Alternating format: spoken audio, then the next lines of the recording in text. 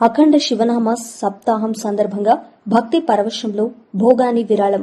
నిజామాబాద్ జిల్లా బోధన్ పట్టణంలోని శ్రీ ఏకచక్రేశ్వర శివాలయంలో నిర్వహిస్తున్న 21వ అఖండ శివనామ సప్తాహ మహోత్సవాలు భక్తి శ్రద్దలతో వైభవంగా కొనసాగుతున్నాయి. ఆలయ ప్రాంగణం మొత్తం ఓం నమః శివాయ నినాదాలతో మార్మోగుతూ ఆధ్యాత్మిక వాతావరణం నెలకొంది.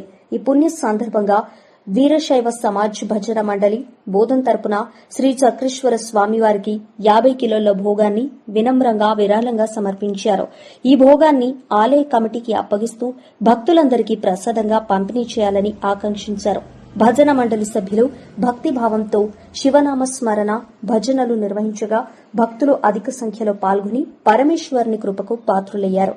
అఖండ శివనామ జపం, పూజలు, సేవా కార్యక్రమాలు భక్తి పారవస్యంతో నిరంతరం కొనసాగుతున్నాయి.